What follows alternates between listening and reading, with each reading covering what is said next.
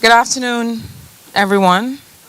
This is a nice, cozy setting. I'm thrilled to be here. As I was gathering my thoughts for this afternoon, I was really thinking a lot about who I'm talking to and the fact that you all in this room are not the future of the party, but the present of the party. And I think that often we don't realize that, we don't acknowledge that, and we don't invest in that. And so I'm glad that you all have taken the initiative for us to have a conversation this afternoon about some of the very important things that we are dealing with. This is going to be a conversation, and I'm glad that I prepared for it in this way because it does feel very close and intimate. So over the last, I would say 6 months in particular, I've been reflecting a lot on the fact that we are really at the place for new governance in Barbados. We are really at the place and at the time and in the moment for a new governance in Barbados. And I'm going to say a little this afternoon about what I mean by that. But I want to start by reflecting again on, when you study economics at school, at university, one of the most important disciplines that you take is in the area of political economy. And political economy is based on the notion that governments, that policymakers, that political actors make policy decisions that benefit their own political longevity. So that policymakers make decisions so that they get reelected or so that they get elected. So there's a concern that policy decisions are often made based not just on what is good or right for the population, not just on what is good or right for different groups in the population, but on what will get political actors re-elected or newly elected. And there's a whole discipline on that. In many ways, it is seen as something to cure. It is seen as a bad thing. In other words, how do we get policymakers and politicians to act based less on their own self-interest and more in the interest of the public? And there are entire schools at universities, there are lots and lots of courses that are just about that thing, and it's seen as something, it is a problem to solve. Especially when policy decisions are necessary that may make a policymaker or a politician politically unpopular, but are economically sound and socially just. And I want you to remember this as I speak this afternoon. Economists and public policy experts see this as the perfect state. Politicians who face problems and fix them in their own political term rather than leaving them for others to inherit. Rather than leaving them for others who are likely also going to defer any real decision, while decade after decade, things get worse and worse, and ultimately the public is the one that pays the price. So for those who are economists and policymakers outside government, at universities and so on, they feel that the ideal scenario is one in which policymakers and politicians do not act in a way to get them re-elected. And that ideally, that they act only in a way that is in the interest of the public. And I want us to reflect on that this afternoon because I want us to think about the government that we have. I really want us to think about what we have said that we wanted and what we have today. So in May 2018, when we came to service as a government, we met, and I remember it very well because after all of the pomp and circumstance and all of the swearing in and all of that, others may have gone home, but I didn't go home. We had to go straight to start work. And after having met internally as an economic team, we had to have, everybody remembers, a very important meeting with the social partnership. And in that meeting, the Prime Minister asked a very important question, a very important series of questions.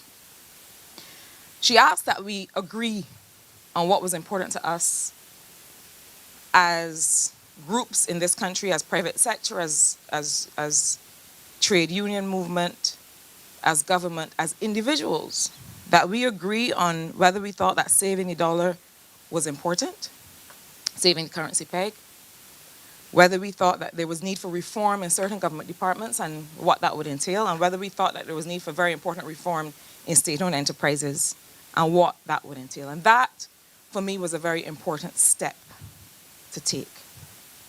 Because when I think about a new governance, I think that we have to come to the place where we agree, we make a social compact. What is it that we want to happen in this country? And therefore, what are some of the sacrifices that collectively some of us may have to make, and some of us more than others?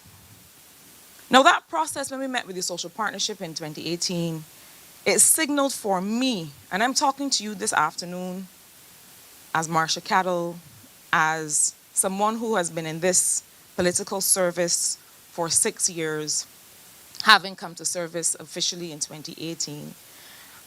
I'm reflecting this afternoon from that perspective, because I think I was saying to somebody the other day that some people think that politicians born big, right?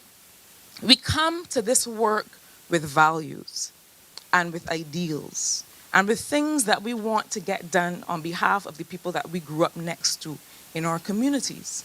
That's what we come for. Well, that's what I've come for. That's what Corey and Davidson and many of you and all of you, I hope, have come for. But that process signaled for me the beginning of a new governance in Barbados and a new politics. It's the one that I bought into and that I supported and that I support.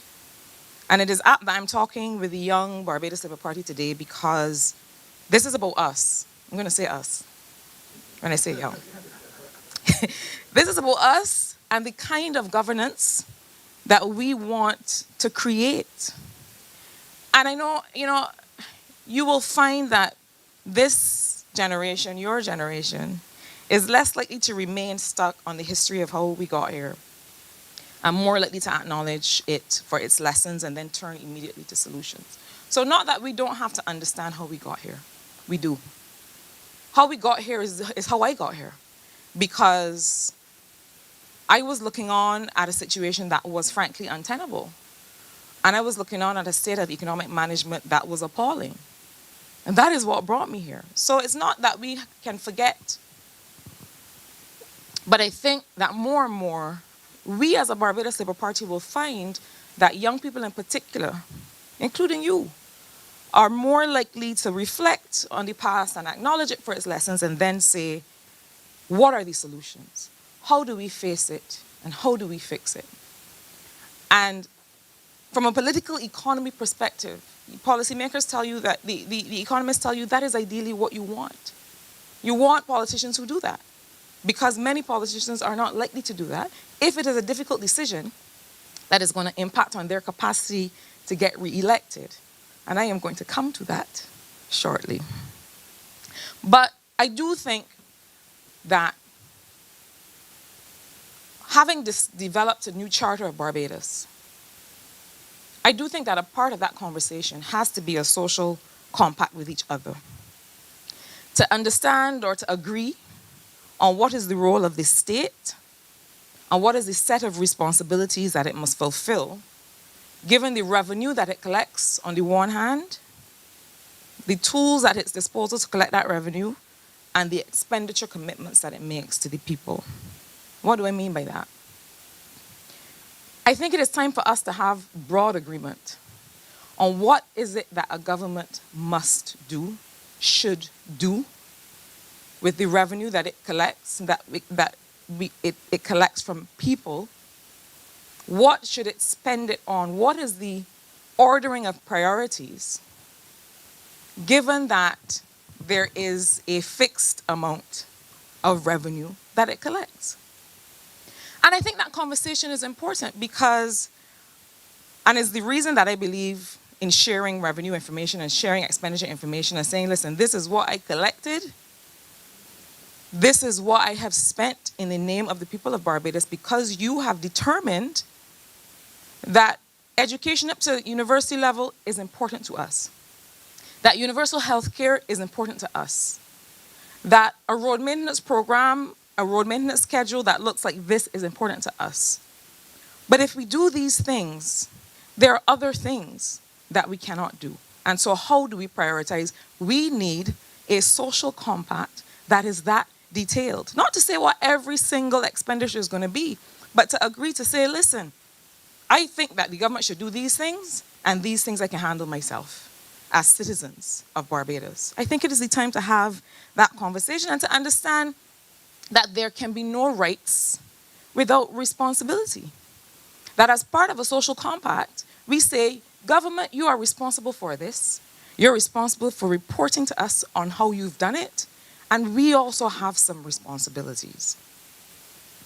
Now, in all of the conversation recently, it's been interesting to talk with my fellow Barbadians and to understand where they're coming from. It's been interesting. And it's been interesting to reflect on the fact that a Democratic Labour Party government for 10 years showed us nothing. Showed us nothing. And I don't say that as a political point.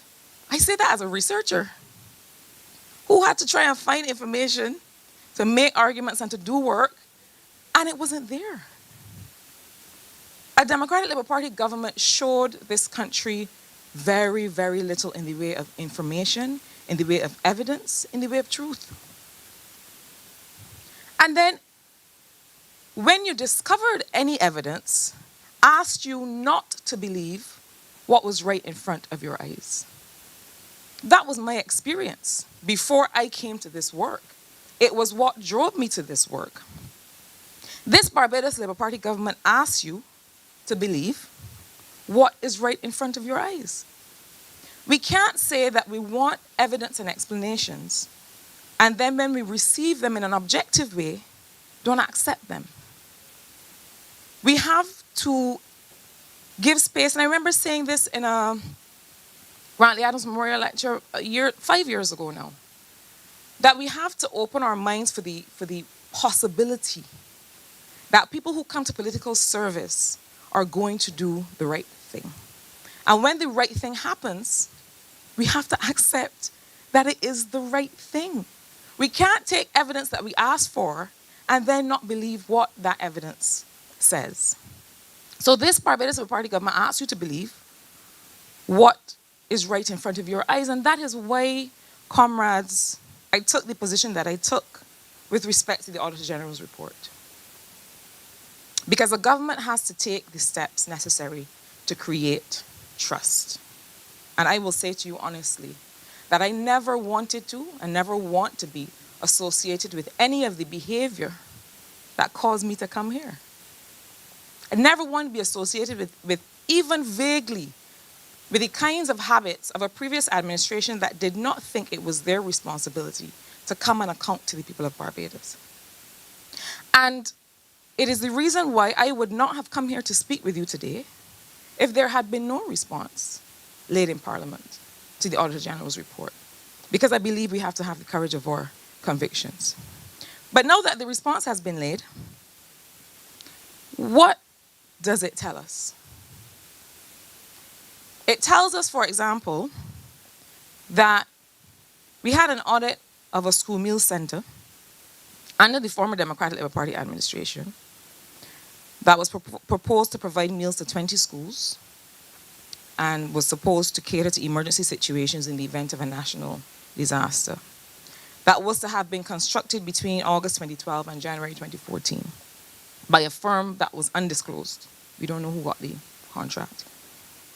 For $19.9 million. By 2016, construction had been halted.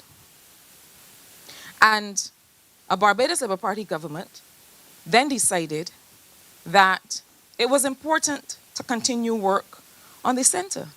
But let us get it clear.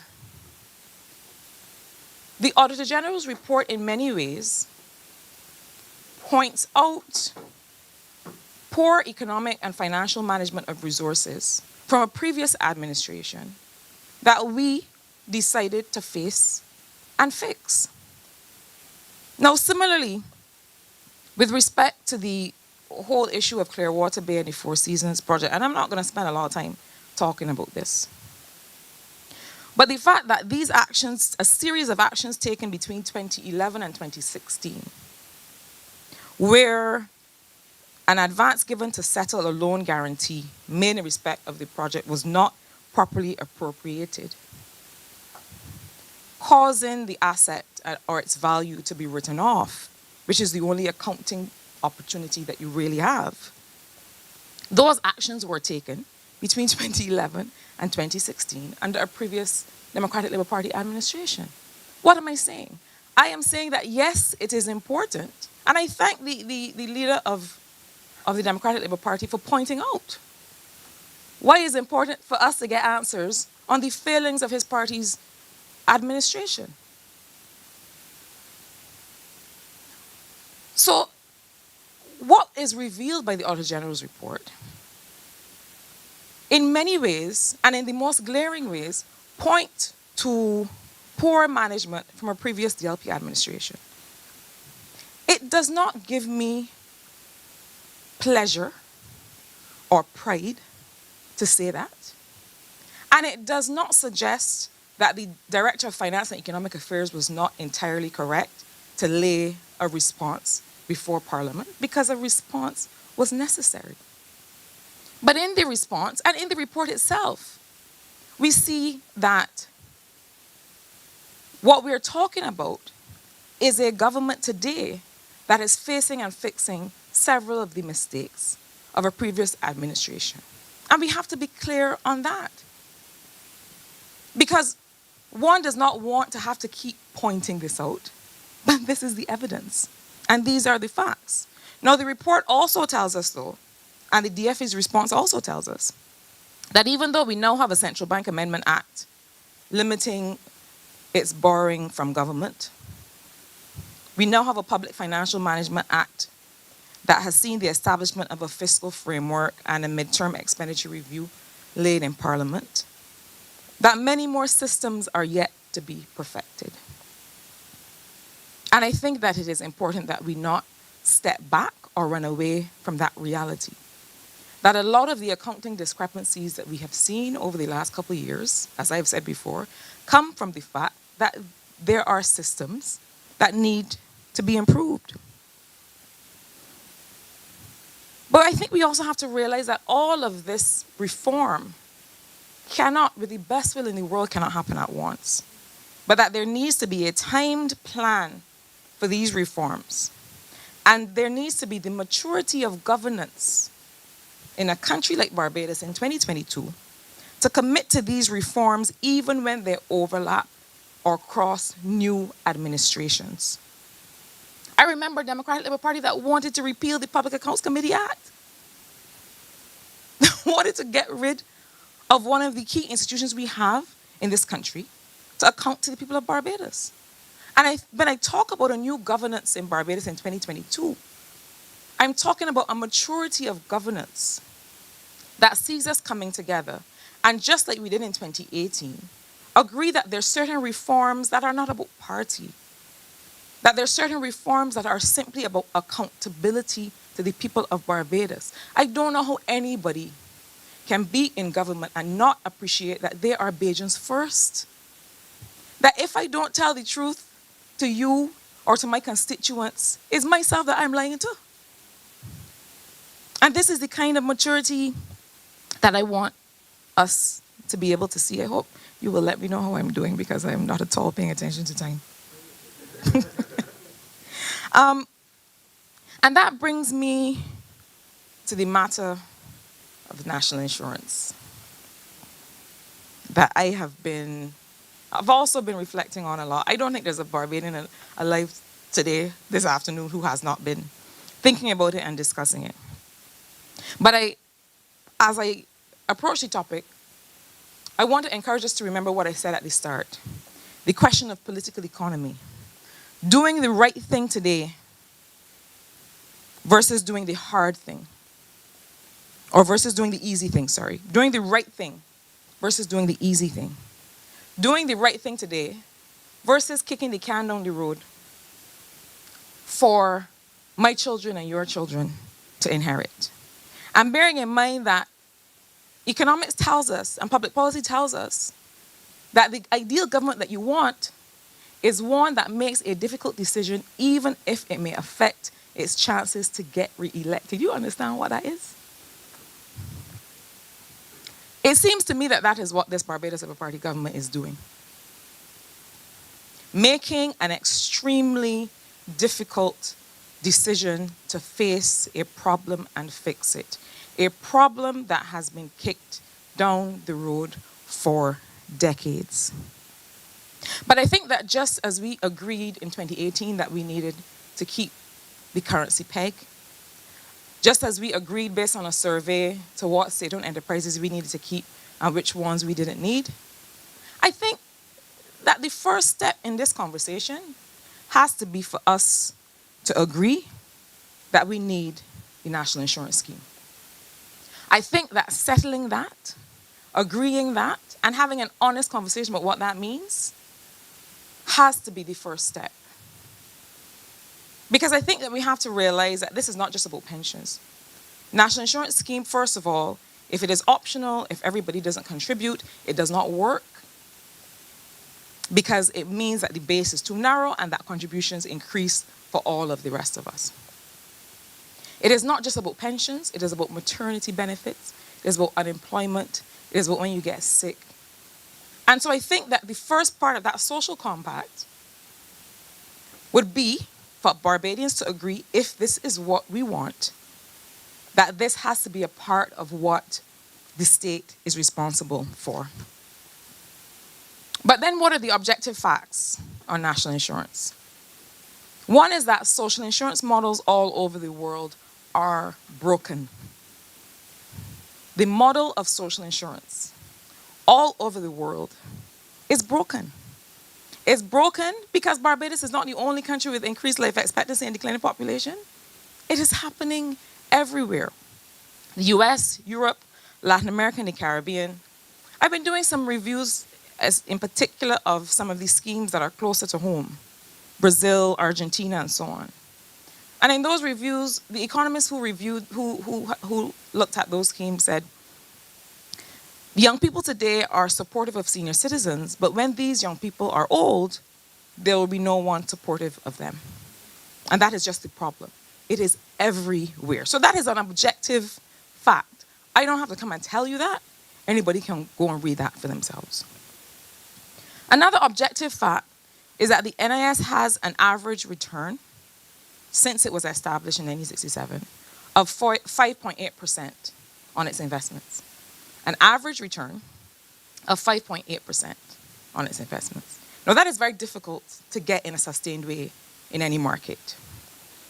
But I also, if you'll indulge me, also wanted to say a little bit about one of the measures that we use to look at whether an investment is sound or whether an investment plan is sound.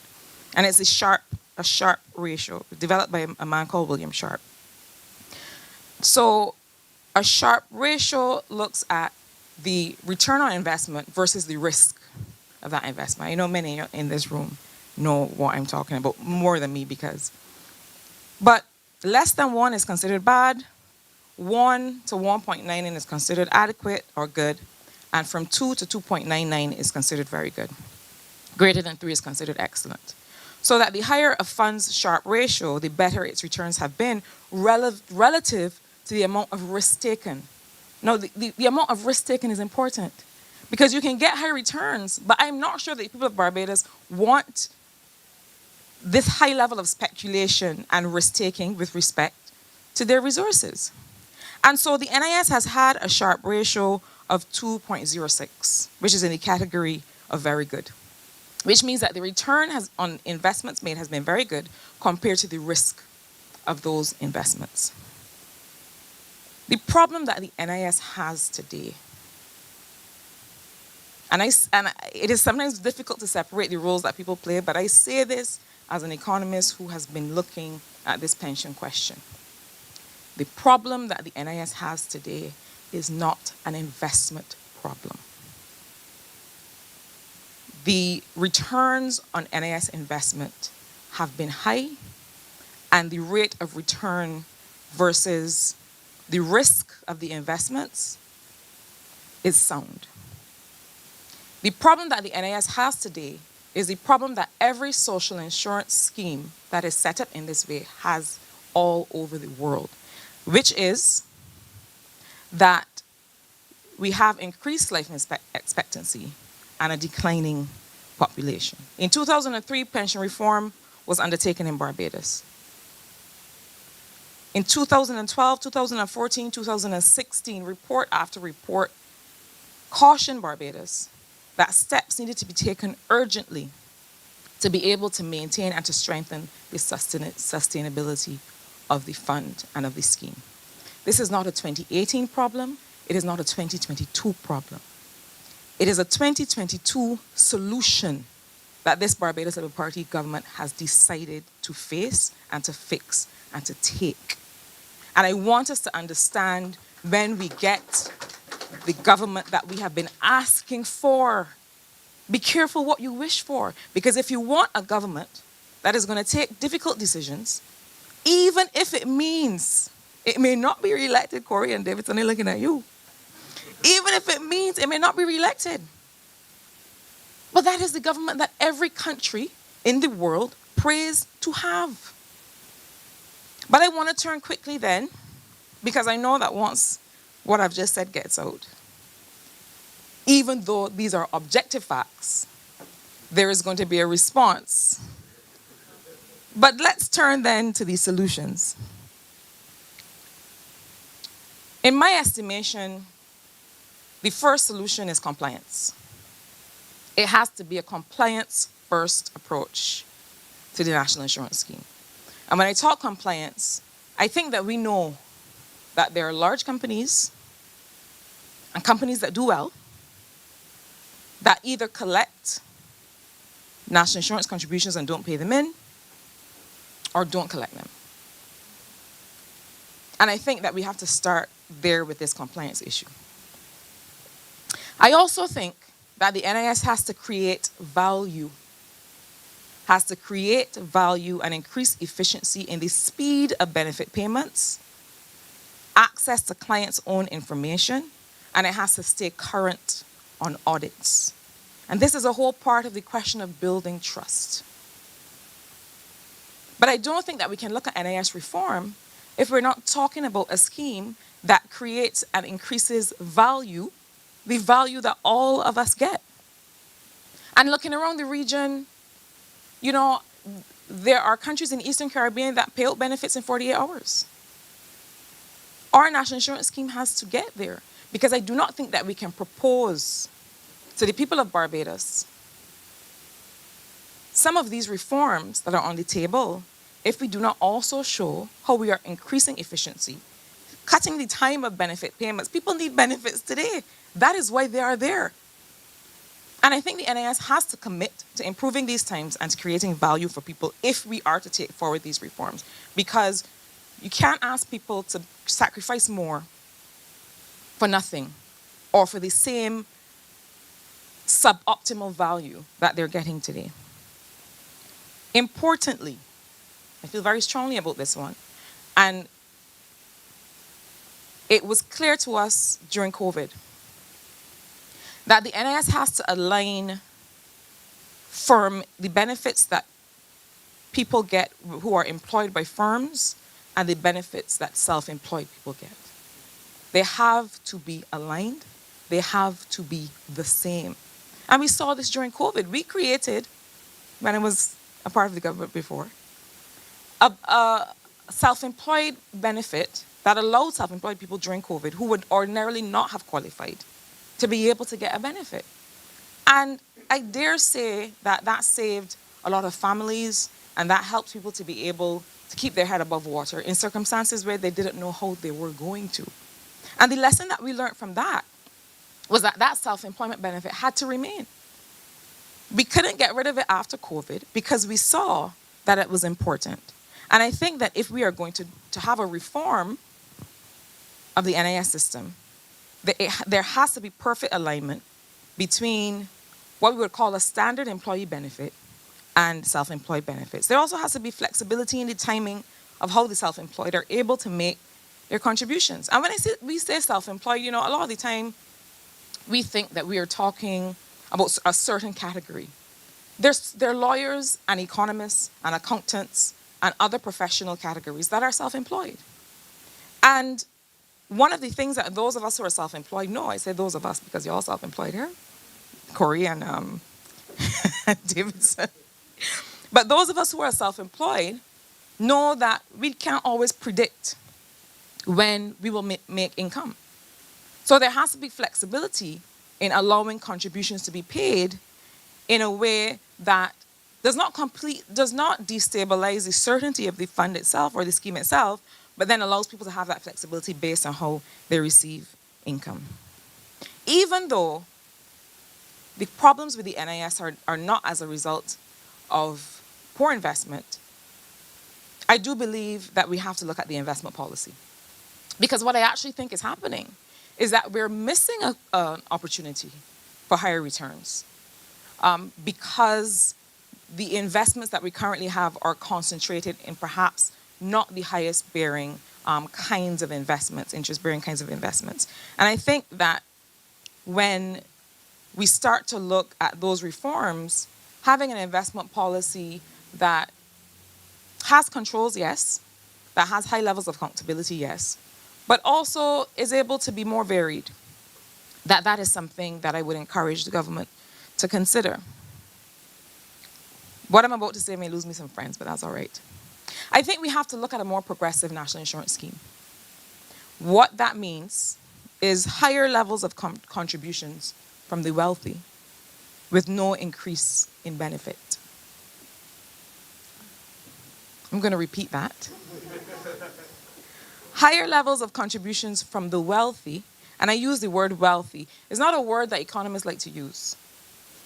We like to talk about income cohort and all that kind of thing. But I use the word wealthy because I think that we have to be very careful about what we would normally call the tax incidence on the middle class. So I think we have to be very careful about, welcome, Comrade Kerry.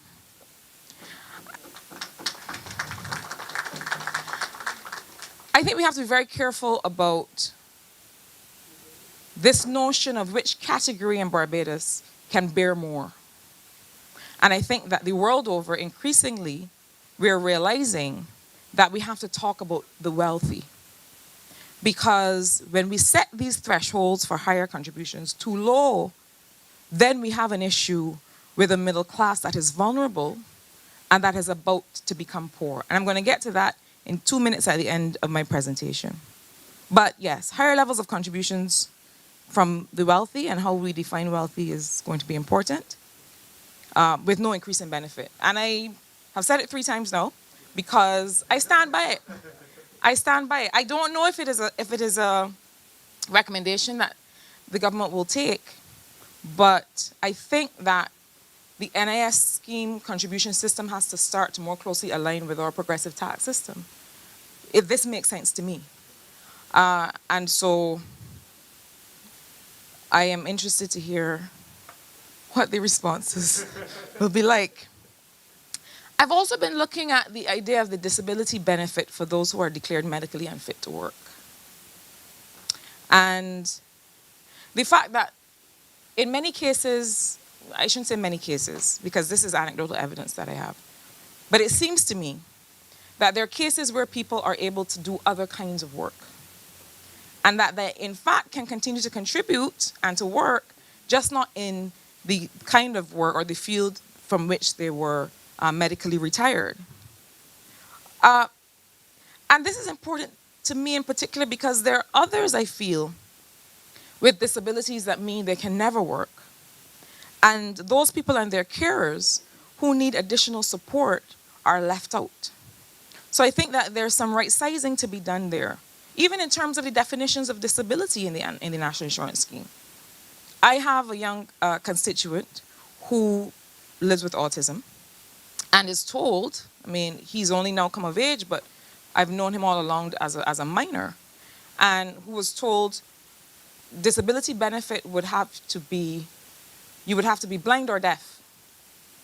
But having autism, and please correct me if I'm using the wrong terminology, but having low functioning autism, which means that he cannot work, does not qualify him or his carer for that benefit. So I think that we have to, and this is anecdotal evidence, I'm not speaking to what is an official policy of the NIS, but I can speak with authority to what this family has been told. So I think there has to be some right sizing. Those who are medically, retired medically unfit from a particular field can still contribute in others, and those who currently do not access a disability benefit but really cannot work, them and their carers and their family, I think that we have to look at making sure that they're caught in the net. Now, the question of the retirement age, I'm not calling any numbers at all. But I think that there are two things that we have to look at. One is to acknowledge that staying in the workforce for longer has an effect on our health and our capacity to continue to be productive.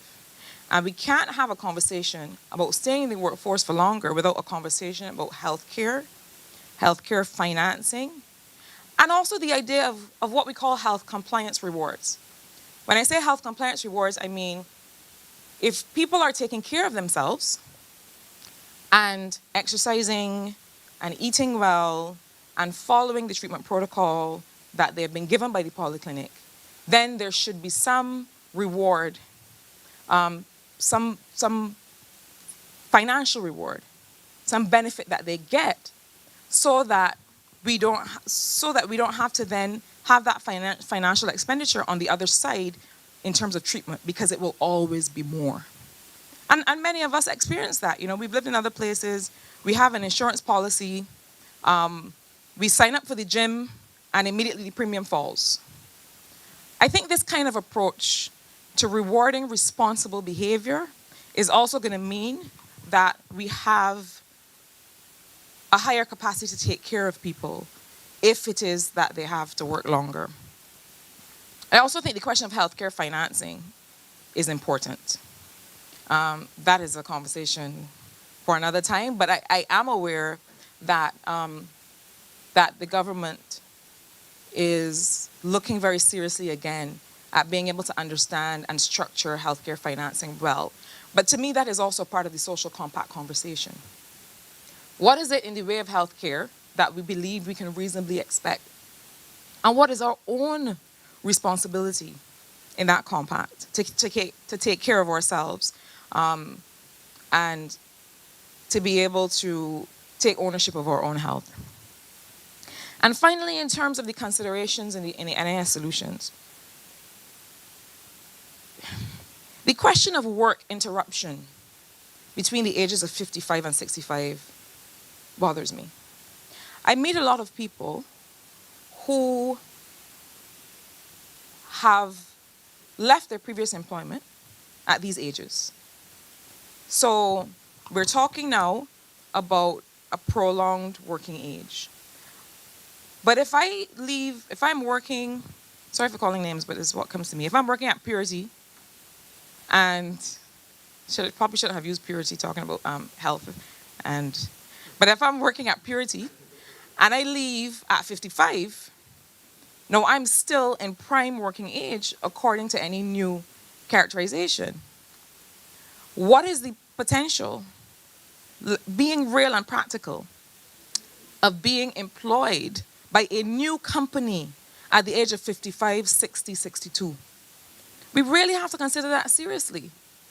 Because it's one thing to assume that a person is going to stay at Purity from 25 to 70, but that doesn't happen. I mean, most of you in here will probably stay, and this is based on evidence that we have in terms of the new workforce. Most people now stay on average 3 to 5 years in a job. I see all y'all like, yeah, I left that when I was sick of that. I had to go on. But that has changed. The length of time that people stay with an institution changes. And so we have to account for the fact that people will now be looking for employment at what would previously be considered an advanced age. And how do we make way for that? How do we structure our economy to be able to let employers know that it's okay to employ somebody at 60 if they're going to be working for another decade? So these are some of the considerations that I think have to be borne in mind when we talk about a restructured NIS as part of that social compact, that we agree that this is something that matters to us. In all of this, as I close, there's something that we have to keep central about the socioeconomic reality of Barbados, and I alluded to it earlier. Now, I think that our approach to social protection has been one where we look at protecting the most vulnerable, and I think that is important. But I think we have to consider what vulnerable is. I say all the time that poverty or the state of being poor is not permanent. It's something that can happen to either any of us today or tomorrow. And we have increasingly, and Barbados sociologically is known for it, this idea of a very large middle class. And more, I feel that we should just get rid of those categorizations altogether. Because even that is transient, right? But I think that we've set up a system where we have this notion that the vulnerable is a kind of a static group of people that you are going to put you in that vulnerable box, and that's where you stay. And there's a group there is a group of people like those with disabilities who can never work and so on. But this notion that there is a group with a capital T, capital V called the vulnerable, and that number never changes, that is a mistake. And we can't set policy in that way. We have to set policy according to a person's life cycle. What are the vulnerabilities that I might experience during my life cycle, right? I may have a significant illness in my family. How does that affect my income? How does that affect my capacity to spend on the things that matter to my family? I may lose my job at some point. So I may not qualify according to your poverty line as poor. But there are some points in my life where I may need the support of the state. And so one other recommendation that I would make to the government, not just with respect to these issues of financial management, but in general, is that we also have to understand that when we talk about this middle class, that increasingly we are talking about people who have complex vulnerabilities, and that our policy has to be very fluid and very nimble. It is not just a question of taking care of a set number of families, because tomorrow that number could change. It could go up, it could go down. And it has to be about creating the kinds of policies throughout a person's life cycle that anticipate the kinds of difficulties that I may have. You know, this idea that you look at a person and you say, oh, Shanika got a YSL bag, but she ain't want no welfare. No, I'm not saying that the means testing approach is wrong altogether. But I'm saying that these kinds of discrete approaches are not always what societies, developing, evolving societies like Barbados, could most benefit from. So comrades, as I close, I really think that this is an exciting time in Barbados. I know that for some people, for many people, it feels treacherous. I know that it feels insecure. I think that I am satisfied that this is a government that listens and pays attention to expressions of vulnerability and insecurity and responds quickly. I don't think that it is possible to get everything right all the time, but I think that it is important to be listening and to be in a place to respond. And I'm satisfied that this Barbados Labour Party government has done and is doing that. But where I think that you all are more and more and more important in these conversations is that I think that this has to be the time for a new governance, that we have to be honest with ourselves, that we have to sometimes resist the temptation to just be clever and to just get likes and to just seem as if, we have all the answers, and that we have to commit to getting constructively involved in the conversation. We have to commit to looking at the facts and not just rolling our eyes and saying, well, your numbers might say this, but this is what I want to believe. That does not serve us.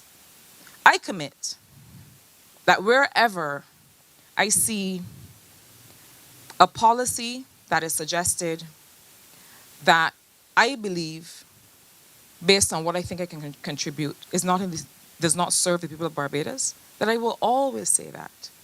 But I think that as part of our new social compact, as part of our new governance, we all have to commit to a certain level of honesty with each other.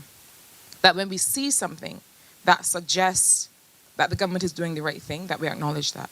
When we see that the government has no choice but to act on a matter, as is the case with NIS, a government could receive a 17th actuarial review, lay in Parliament, and slide on down the road and leave it for somebody else to solve, because previous governments have done that. And this Barbados Labour Party government has chosen to face it and fix it. I encourage all Barbadians to join us in the conversation. Comrades, thank you.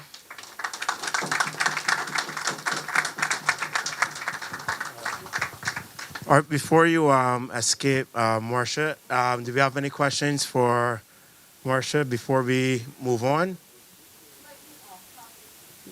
But Jesse mic as well.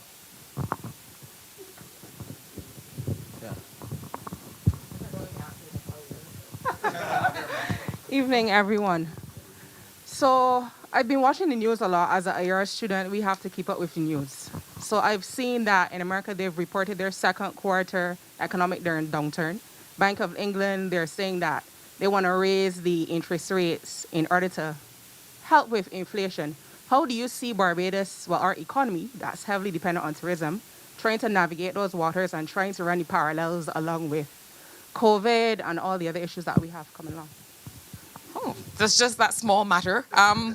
Small matter. So I think, as you know, we don't manipulate monetary policy with a pegged interest rate, right? So the central bank is not going to be manipulating interest rates, but we are takers of those rates. And so some of you may have seen from your banks that they're saying, okay, well, some of our products, some of the contracts that you're in, your mortgage and so on, may be affected by those rate increases.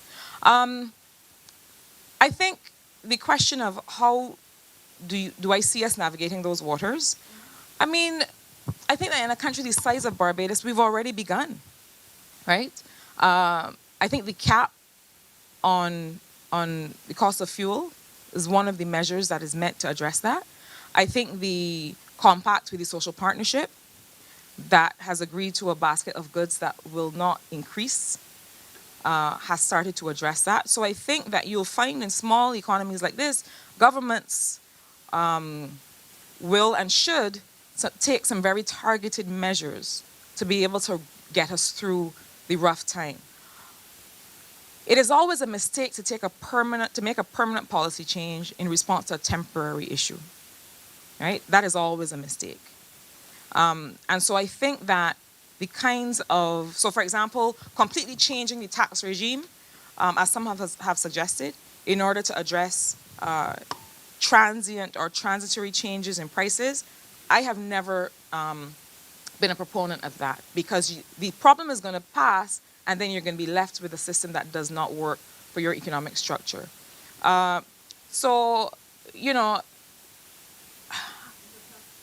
It is an existential question that you've posed, because I also think, and I think when Kerry comes to address you, he'll talk a bit about that. But I also think that the question of diversification of the economy and the fact that we're so heavily reliant on tourism has to do with a lot of structural issues as well, right? So it's not just a question of picking winning sectors. It's a question of making it easier to do business. It's a question of having what we would call feed-in sectors like the one that Kerry's responsible for. So energy and the cost of energy and the availability of energy affects everything. So I think that being able to make that more affordable and get more people enfranchised in that sector is one of the ways to do that. But I'm satisfied that this government is doing all it can. And remember, this is an equation, revenue in and expenditure out. So it may not be everything, but all that it can to try and address some of these short-term cost of living issues. These structural growth issues, that's another meeting. I think there's a lot to be said there, but I think the energy sector that Kerry's leading is doing a lot to go in that direction. And otherwise, you can see me after the yes. All right, anyone else? All right, then. Thank you so much, Marcia, for coming and address us. I'm sure many of of our young comrades will be very pleased with your presentation. We see Sade here in the corner, who happens to be the president for the next year of the Young Economists at UWA. And I see a few others who pay keen attention to economic matters. So thank you so much. Before we invite Senior Minister Simmons to address you, we have some small tokens. Before we went live, we would have spoken about the need to put into the party what you wish to get back. And it's a simple philosophy of life. These small tokens that we're going to give today are to members who would have served in the LS at executive level over the years and who now have joined the parliamentary group. I'm sorry, Sans, when you went, we didn't have this in mind. There's nothing here for you today. But likewise, I'm going to invite Shanika to come forward. Sorry, Senator Shanika Roberts Odo, our comrade. Now, Stacey and the others who aren't here for various reasons usually make the things look pretty and dress them up. But we're not going to get straight to the point. We want to give you this on behalf of all the members of LYS. You've given yeoman service over the last however many years. And we just want to let you know we appreciate you. And really that serves as an example to the members here that what you put in, that you get back, and then you're serving at the highest level, and you're going to give service and representation to the young people of this party, young people of this country, and of course, carry Barbados forward. And we're very proud of you. All right? Good. Likewise, Senator Herwood, he served on the executive, but he has been called to a work matter. He's still not arrived as yet, so we're going to move on to former floor member of the executive who would have served on the exec, I think, 1 year, but he was here a good few years and given service. Davidson has really put in, Minister Davidson Ishmael would have really put in service to the league and to the party at every single level. He's the current party treasurer, and he still is the MP for St. Michael North. And by the body of work that he puts in, and for many of you who have aspirations, is a testament that when you put in the work, that no one will come and take it from you. People respect it, people respect you, and ultimately the parties that benefit from it, from your hard work. And Davidson, this is a small token. Come forward. And note very carefully, we're able to afford these because when y'all came to meetings, y'all pay dues, and dues mean that we can do small things. Yeah? The treasurer said, make sure to remind that dues are paid at meetings. So we just want to say thank you again, and I guess that you let these guys know that this is the inspiration. This is what hard work brings for you within the party, within the political realm. When you put in the work and when you do the small things, some of you, and I know people oftentimes think it's easy to ignore doing the small little bitty tasks that somebody asks you to do. Davidson never said no, he did what had to be done. And look at him today. He and Shanika and Lorenzo are all inspiration to all of you who will be in the league going forward. And I expect that you will take their spirit and carry the LYS forward in the years to come. So we just want to thank them. All right? All right, without any further delays, we're going to invite Senior Minister Kerry Simmons to come and address you. He's going to speak to things around his portfolio, but I know you all are very entertained whenever he speaks to you and very interested. I hope that you will give the same attention you give to Comrade Marsha when he presents his speech here this evening, and we're going to welcome him to come forward. Good evening, everyone. And congratulations to all of you who just were the recipients of the little token of appreciation and encouragement. Perhaps I should begin by saying to you, Marsha, that even though I missed a large chunk, I believe, of your speech, the tail end of it that I caught, I agree with wholeheartedly. And I think the question that ensued is a useful question because in a sense it dovetails with some of that which I wanted to say. The hike in the interest rates in the United Kingdom and steps being taken by President Biden in the United States, and quite frankly in the European Union, all reflect a dampening of demand and almost an effort at macroeconomic level to try to stimulate a bit of a recessionary trend. They would prefer to see a cutback in expenditure so as to manage the challenges that they're facing. We've taken almost the exact opposite role.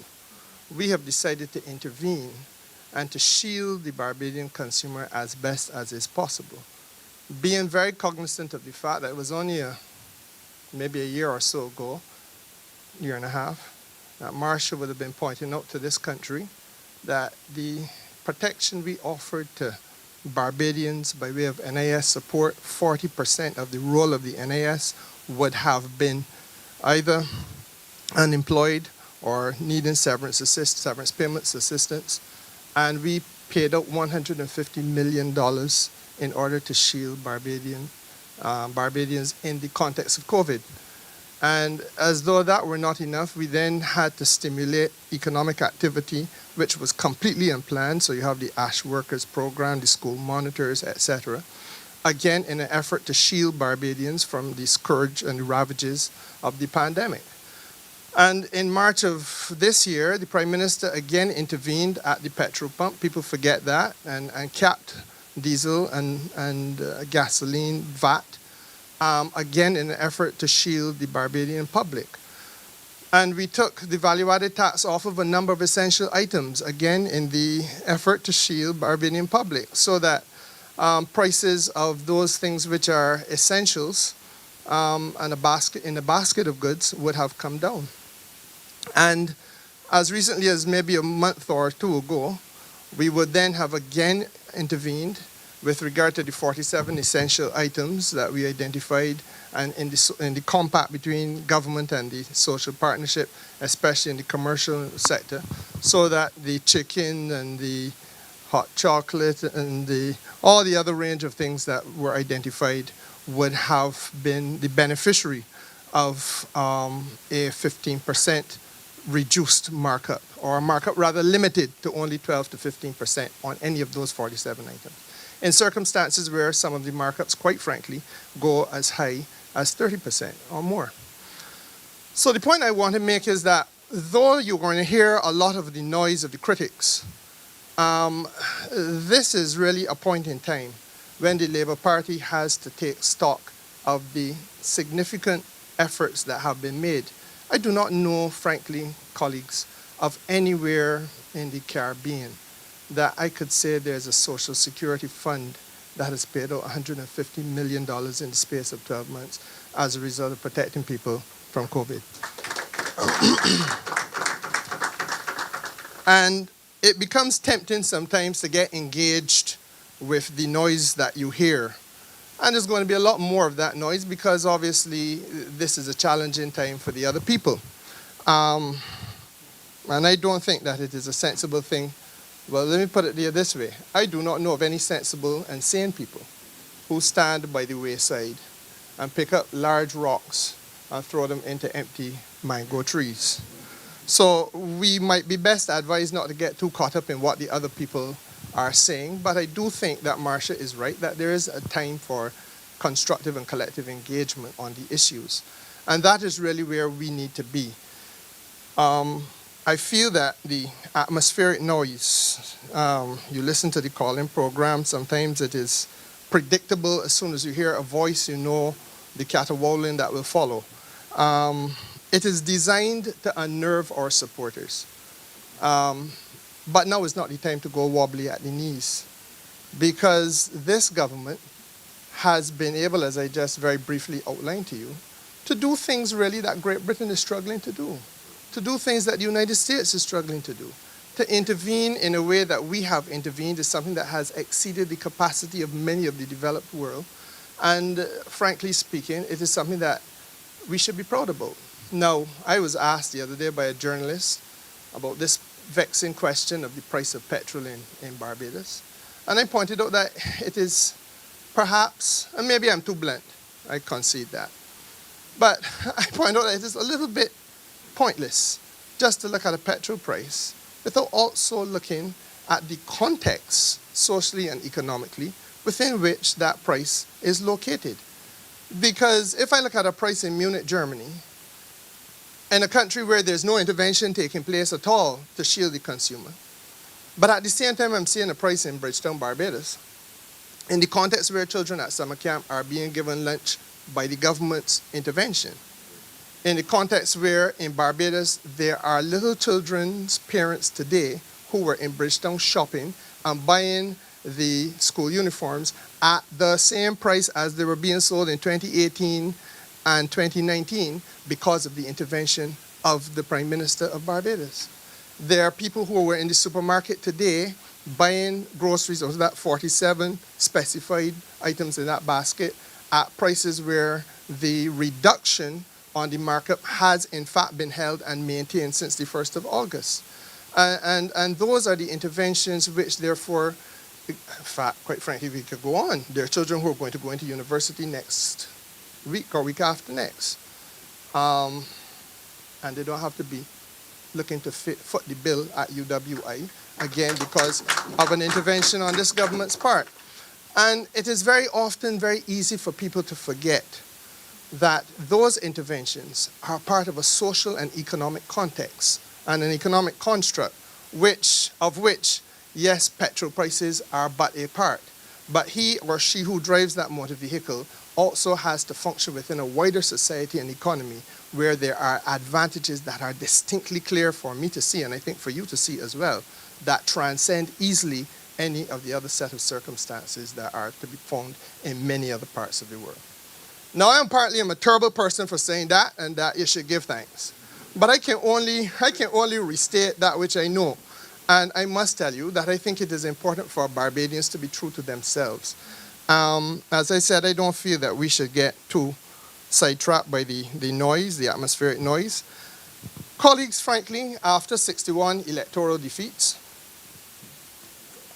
it is difficult, and that's what it amounts to, it is very difficult not to be in a state where you perceive yourself to be in danger of existential threat. So I understand what is happening in George Street today. I think their conference is going on this weekend. And I understand the binary option that confronts them. They have to become relevant at all costs or else face possible political extinction. Now, that will drive almost anybody in that camp to the extremes that we are seeing, the extremes of almost irrational intervention sometimes in the public discourse. And in fact, what is happening this evening, I believe, is a clear example of that.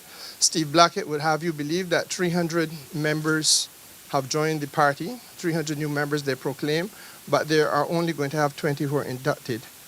And I found it interesting.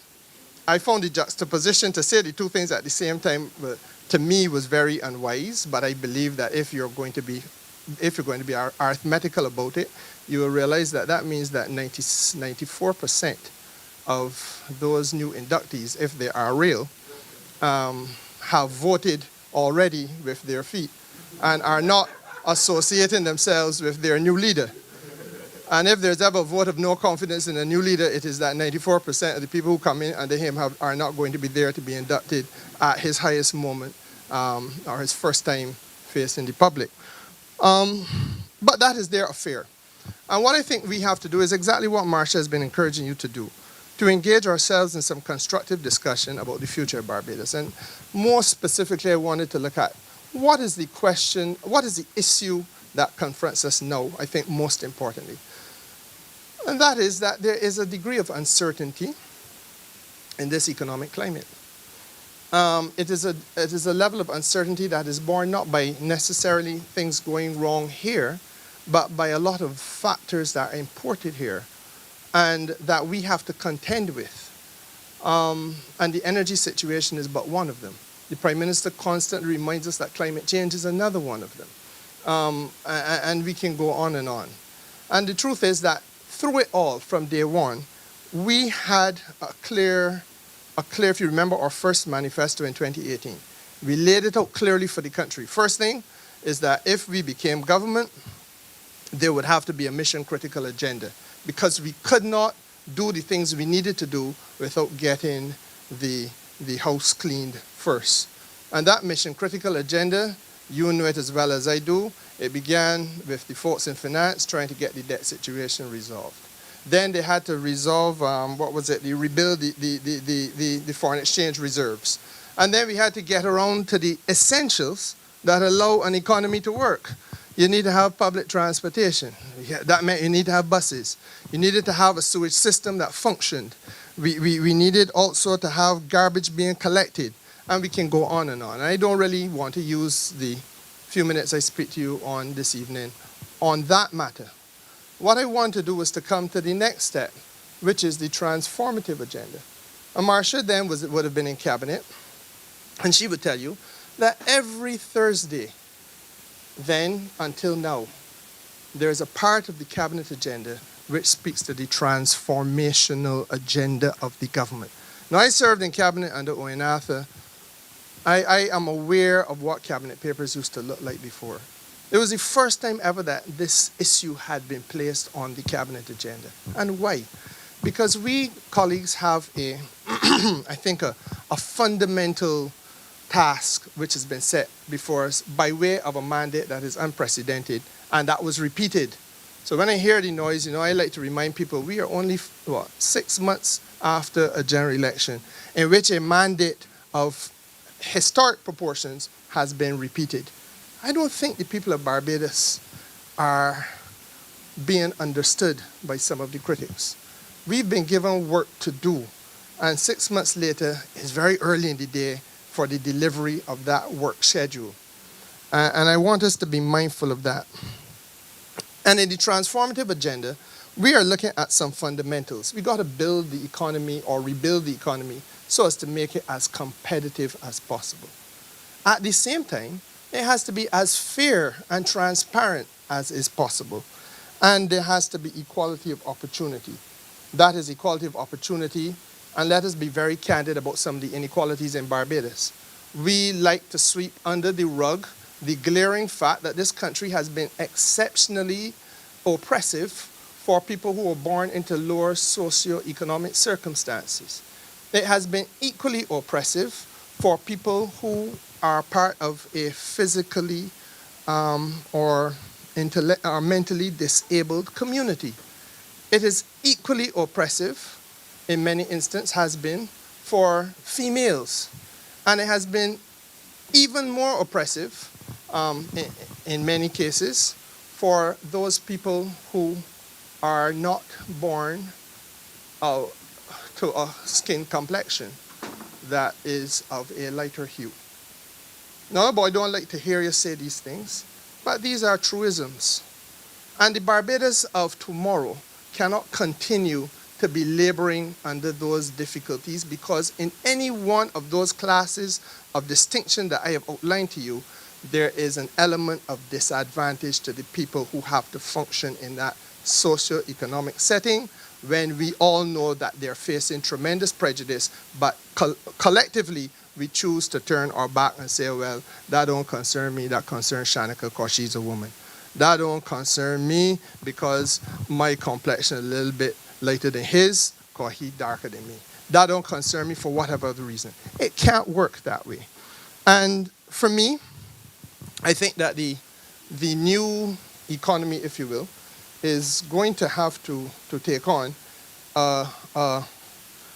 an image of fairness, but first and foremost, it must do so within the context of transparency and fullest accountability. And in that regard, I want to spend a couple minutes on this vexing issue of the Auditor General's report. I do not know, Marcia, if you spoke to it, but just bear with me, folks. Let me just share my own humble opinion on it. Historically, and I've been around a little bit long now, so I can tell you the history.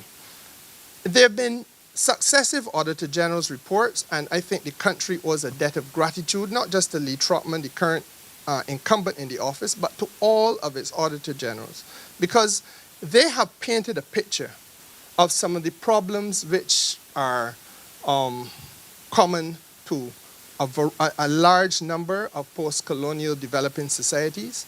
But more importantly, they have painted a picture of some of the realities we have to get right here in Barbados. I ain't so concerned about the pattern of evolution at this particular point with the rest of the developing world. But in an effort to get some of these things right, we have to identify what the problems are. The Auditor General's reports have been identifying systemic weaknesses. That is weaknesses in our financial system, our management systems, our accounting systems that you have to look at with a very critical eye, and you have to make sure you get right. This is not a new thing, and I'm going to demonstrate that. Equally, the Auditor General's reports have spoken historically to evidence of corrupt or unethical practices. And that's a separate thing and a distinct thing from the systemic weaknesses. That is nothing to do, an unethical and a corrupt practice is nothing to do with supervisory and management structures as much as it is to do with direct policy and deliberate actions being taken by political actors. Now, I am inviting anybody within earshot of my voice to point to one instance in the Auditor General's report of 2020 to 2021 which suggests in any way, shape, or form that this Barbados Labour Party administration has run afoul of the expectations with regard to the highest standards by political actors. The Auditor General's report does not speak to corrupt or unethical practices by any ministers in the cabinet or any directors of boards or anything like that. What it does speak to, and what we have to pay very close attention to, is the systemic weaknesses that it has pointed to and the managerial flaws and failures that it has pointed us to and the procedural irregularities that it has pointed us to, but which in almost every case have absolutely nothing to do with any political functionary. And to the extent that the Auditor General's report hints at corruption, it is doing so with regard to the Clearwater Bay matter, which took place back in 2013, 14, 15, 16, and so on under the last administration. Now, again, it is not the time for this party to start to go wobbly at the knees. I will associate myself with anybody who is standing up to say that we're seeing these things too often and that they have to be fixed.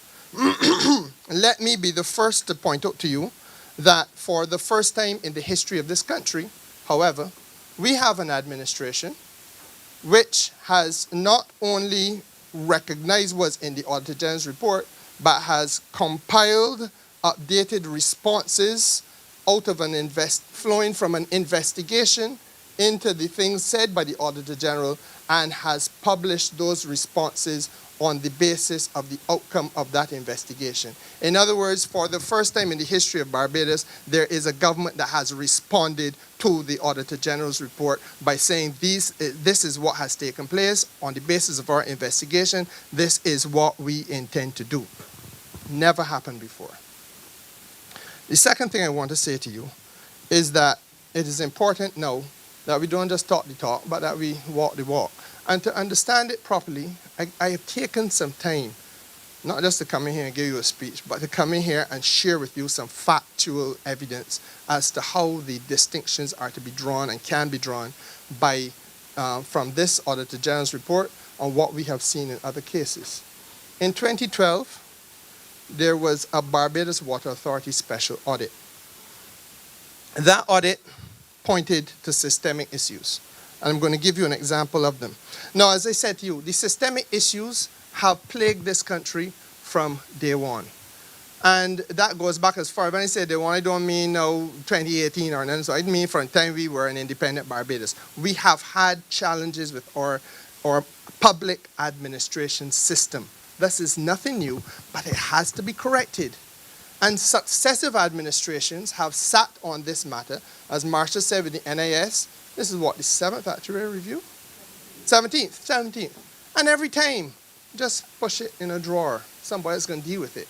So too with the systemic weaknesses, the management weaknesses that we've had to contend with in public administration. Now, back in 2012, the issue in that special audit of the Water Authority was that there was no contracts register. So therefore, the Water Authority went into contractual arrangements, but had no register of the arrangements that they have gone into. So I am contracting with you, Khalil, but I ain't got no register to say, this is what I contracted with you to do, or how much you were to be paid, exactly what was to happen. I then go and do the same thing with Shanika. No record, etc. So it came to a point where information on procurement was absent. And then you had activities which became questionable. In one instance that the Auditor General pointed to in 2012 was that over $700,000 in pipes and so on were ordered, paid for, but never able to be traced. Ordered through companies located in the United States of America, money gone, no material income, and there is obviously a consequential knock-on to that, as there will be out of any procedural failure, any administrative failure. And what are the consequential knock-ons? That you're going to obviously have a depletion in your stock because you pay for the stock, but you ain't get it. You're obviously going to have a delay in the repair work that you're supposed to be undertaking because you have no pipes to do the repair work. And equally, obviously, you're going to have low productivity because you've got people who you're paying to come to work every day, but there's nothing, no material for them to work with. So I get it, that those things humbugged the people of Barbados. Would it be accurate to say that that is born out, well, I don't know, but on its face, would it be accurate to say that that is born out of political malfeasance? I could not answer that question.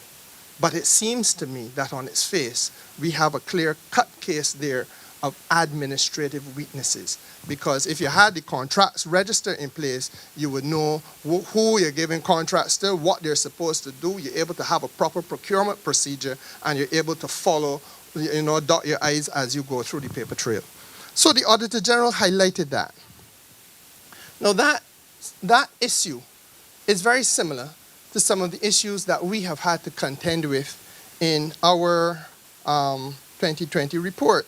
In our 2021 report, the Auditor General talks about bank reconciliations not having been done for 10 years. So that, and I use that example so that we can lift this now out of the vulgar abyss of pointing political fingers, and let us get around as a country finally to looking at what we are doing wrong. Because 10 years ago, this government was not in office. So therefore, if bank reconciliations, according to the Auditor General, have not been being done for 10 years in government departments, there is a systemic weakness in those government departments that has to be faced and has to be fixed.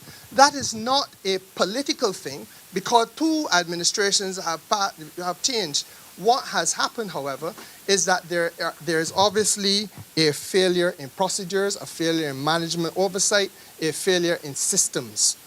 Now, he also indicated, I believe, that there was a matter of overpayment of pensions in the amount of $3.9 million to 34 pensioners over a period of 10 years. And again, I want to ask you, colleagues, over a period of 10 years, we're talking at the life of two administrations. this can't only be about parties and politics. There comes a time when a mature country got to look at itself in the mirror and say, look, this is where we collectively are going wrong. So I don't have any fight with the Auditor General, but I have a fight with those who would want to reduce this to political harangue, because then we lose sight of the big issue. $34 million gets paid out to pensioners over 10 years in circumstances where clearly the system broke down. That is not political involvement in the system, because unless you can say that the pension, all 34 pensions connected to the BLP and the DLP. It is a question of how do we identify where this system failed. And then what has been the fruit of the investigation, which, as I said to you, for the first time ever, an Auditor General's report has been investigated by the government, and the government has published the findings. Now, the Auditor General is right. The Ministry of Finance has made it clear in their response, which is now published on Parliament's website, that the Auditor General's findings are accurate. But what is the problem? The problem was that there is no electronic connection between the registration department, where the registry of deaths is located, and the Treasury of Barbados, which is paying out pensions. And so because clearly there are still people who are turning a leaf and writing with a pen, and that you don't have a flow of communication electronically, the disconnect has resulted in the fiasco of $34 million being paid out to people who clearly are passed away, but their estate is dishonest. Because not a fella in hold up, 3.4 million. Because not a fella in hold up his hand and say, well, Skipper, you pay me every month for grandma thing, but grandma passed away, come back for your money star because. And that's another part of the conversation. And you know, when I was dealing with the pandemic relief and the business discontinuity relief, I had to tell the country that too. That we got to rise above this titillating and exciting practice of just pointing your finger at any politician you can find. And let us look at ourselves. Because when the Ministry of Commerce was offering people business relief in the sum of $250 a week, we got people who had a claim that they at one time were a hairdresser, a cosmetologist, a shopkeeper, a taxi driver, you name it, because it is an opportunity to get $250 for each one of them every week. So you said, well, that can't be right. How could you be doing 6 different businesses? Produce the evidence. Can't produce nothing. But this is the society that we live in. And I think, you know, frankly, I've come to talk to you all now as the most important branch in the Barbados Labour Party at this time, because you all represent the future of this country. And the future of this country cannot be that we exploit every opportunity to milk the state. And, you know, many years ago, Kennedy asked in the United States, ask not what your country can do for you, but what you can do for your country. And part of that conversation is where we have to go. That we now in Barbados have to cease this thing about just looking for a wrongdoing on the part of a public figure, and to look at how our systems are failing, and worse yet, how our people within the system are trying to help the system to fail. And if the first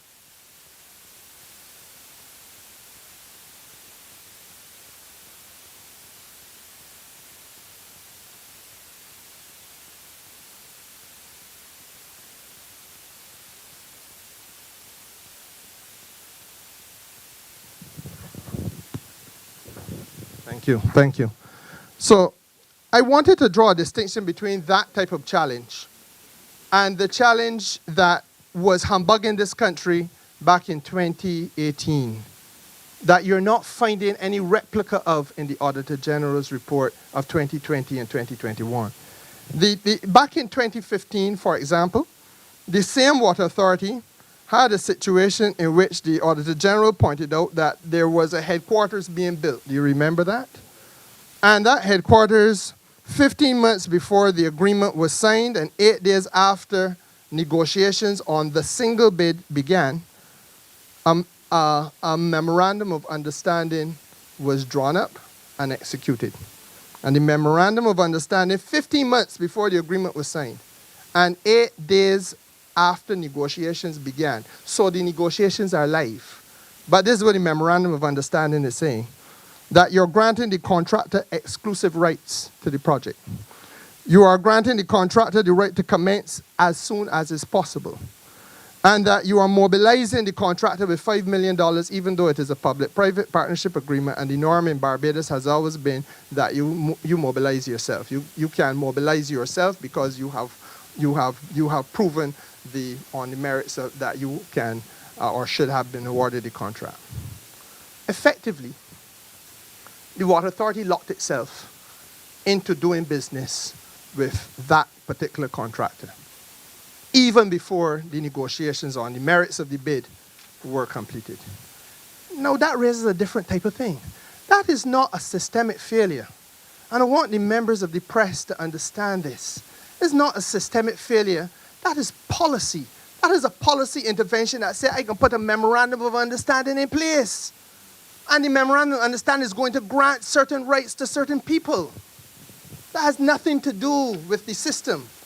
And the same concern arises in the 2015 Auditor General's report with regard to the National Housing Corporation, specifically in your constituency, Marcia, Valerie, and next door in Kurt's constituency, the Grotto.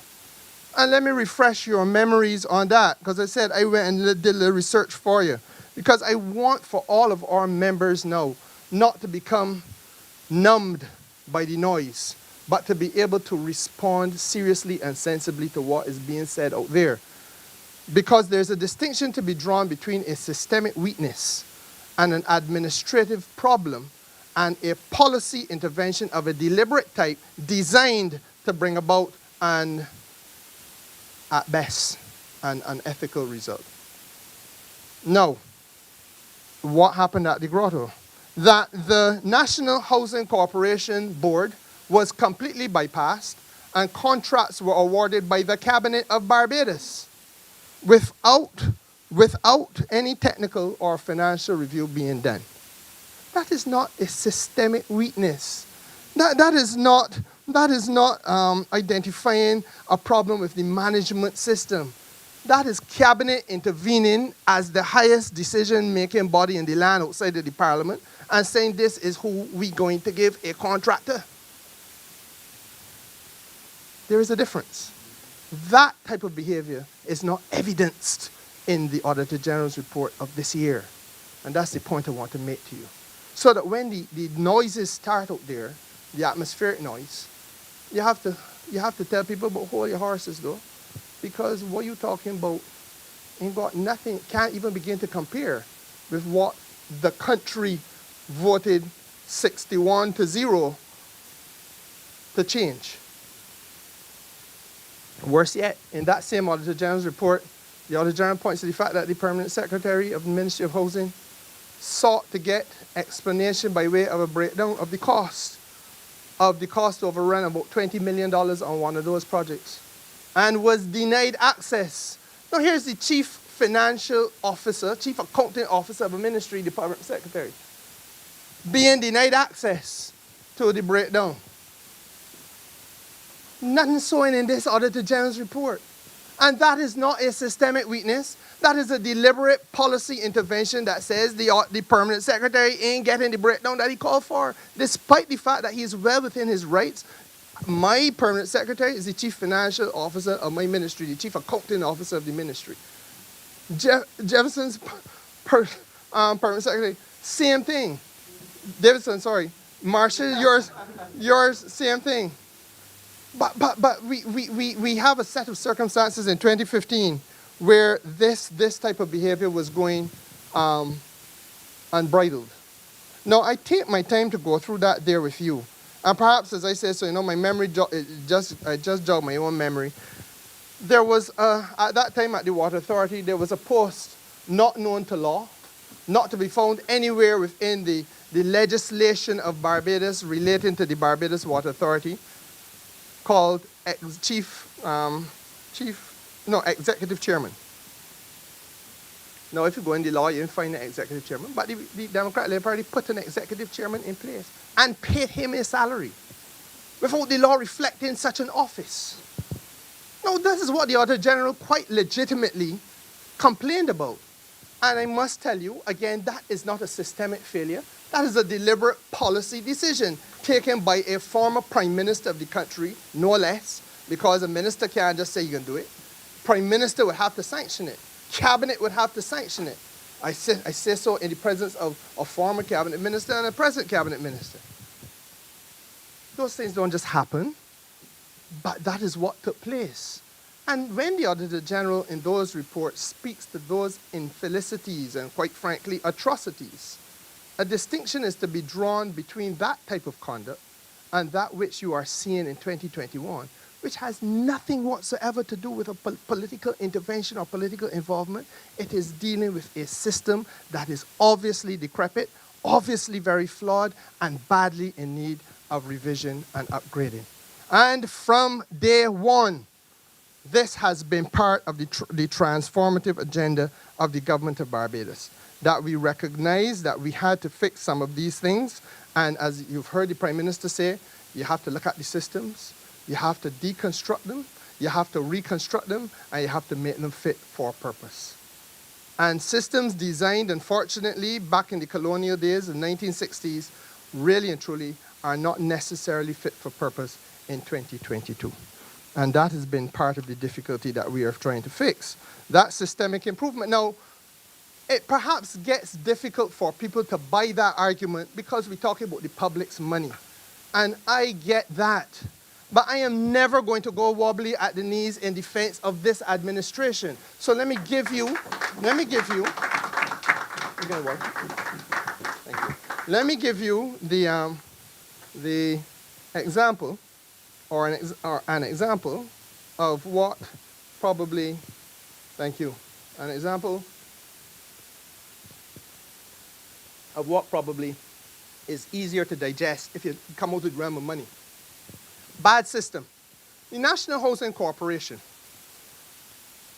invites people to apply for a housing solution. Not true? All through our constituency, my brother, we have people who want housing solutions. I can take you into Prospect now to a lady's house, and she will tell you that her application first went in 28 years ago. This is not something I'm saying now. I have spoken to this when I was in opposition. I've spoken to this in government on the floor of the House, both times, opposition on the floor and in government. And as recent as the last election, I have raised this matter. Because that is a systemic failure. It isn't only her. There are over 20,000 applicants to the National Housing Corporation, Barbadian men and women, who have been waiting on a solution for in excess of 10 and 15 years. Now that tells you that the system is failing. And that is what we are identifying as a weakness in the Auditor General's report. Now that ain't getting in the Auditor General's report because that ain't caught up with the immediate finances of the operations of government. But it is no less material. In fact, it might be even more material because when I apply for a house at 25 or 30 years of age and I want a little help, I might be working for a salary that allows me to get that. But 25 years later, I am now 55. And I'm going to get a mortgage? From where? It's the same question that Marcia just asked about the national insurance. At 55, who is employing me? And if you're employing me, how long is the life of the mortgage? I can't get no 30-year mortgage at 55. I can't get no 20-year mortgage at 55. So effectively what you have said is that government's failure to be responsive for 25 years and my trust in the government as a private citizen has costed me the opportunity ever to own a house in Barbados. We got to face that and we got to fix it. And keeping noise in George Street, fraudulent noise, untruthful noise about how, this could never happen in the Democratic Labour Party. Rubbish. Worse happened. Worse happened. So that's the concern I have. And Again, business facilitation for farmers is another example of it. Take it out of the realm of the money. We want to facilitate farmers in Barbados. Well, what is the Barbados that we live in? We live in a water-scarce country. Everybody knows it. We live in a country ravaged by climate change. Everybody knows it. But we also live in a country where there are some large farmers that got plantation land on which there are wells. Have you ever driven through St. John and St. Andrew and visit some of them large plantations? Well, I know you know. I know you know. Large plantations got their own little private well. And those wells facilitate those farmers to extract water without measurement. I can take out as much as I like. And I extract it without a fee. I extract it without either fee or measurement. As though the aquifer was mine. As though the aquifer belonged to me. And that don't happen on one plantation or two plantations. It happens all around Barbados. But what is the treatment of that farmer when juxtaposed? I'm talking fairness in the economy that you must inherit. That you young people must inherit. What is the fairness in that relationship when you juxtapose that farmer who can extract water without measurement and without fee and compare him, juxtapose him to the farmer who ain't got that kind of facility and who had to pay commercial rates at the water authority for his water? Now, before this government intervened, my friend who's studying international relations, we intervened on the 1st of May 2022 to change the rates for farmers. You remember that, Davidson? And we intervened, and what were the rates we changed? The rates for all farmers in Barbados now benefiting from the Water Authority is $1.80 per cubic meter. But prior to that, when we inherited government, for example, those same farmers were paying at a rate that began at $4.66 per cubic meter, and at the highest level, $7.66 per cubic meter. Today, everybody down at $1.80. So when I speak about taking a system and dismantling that system and reconstructing the system in the interest of creating fairness for all, a Barbados that is offering opportunity to everybody, that is what I am talking about. And that must be the Barbados of tomorrow. But it cannot be right. I don't care how blessed you are. It cannot be right that you could live on a plantation property and got access to wells and extract as much water as you like. Got your own private fish pond and all kind of thing. And you ain't paying a cent for that water. But people who are doing farming, just like you are doing farming, are paying rates up at $7 per cubic meter. How on earth could they ever compete? How on earth could they ever compete? And unless we ask ourselves these serious and difficult questions, we will never be able to move this society forward. Now is not the time to go wobbly at the knees. Now is the time to face the critics and say, this is how we are performing and this is what we are doing, and the philosophical reason behind it is to bring justice and equality and fairness to a country that did not have it. That's what it's about. Now, I also feel that tomorrow's economy has to be characterized by an element of renewal. And the pandemic came along, and our principal revenue earner came to its knees, I mean tourism, and it humbugged me because, to tell you the honest truth, I felt a little bit deprived of opportunity with regard to those things that I know could be done and have to be done. But it may be a good thing because it gives this country a chance, and while we, go through the period of rejuvenation and getting back to where we were. It gives us a chance to do a little introspection. And I think it gives us a chance now, while there's no hurly-burly in tourism, to look at that tourism sector. As I had to look at the sector as a minister, I want all of you all to look at this sector and identify its weaknesses and how this sector that is not going away 20, 30 years from now, it is still going to be a tourism sector in Barbados. It's still going to be exceptionally critical to the Barbados economy. Let me tell you that 40% or 45% of the GDP taken indirectly is connected to tourism. So that is a big chunk of what happens in Barbados. Almost half of Barbados, one way or another, finds itself connected to tourism. But it's not going to disappear. But we got to make it right. We got to right-size that ship. And there's some things that have to be done. Now, we have just, I don't know how many people of you have gone up Spikestown recently. One of the weaknesses in this party is that we stop being political and moving boat. So, you know, you got to go and see what's happening in the country.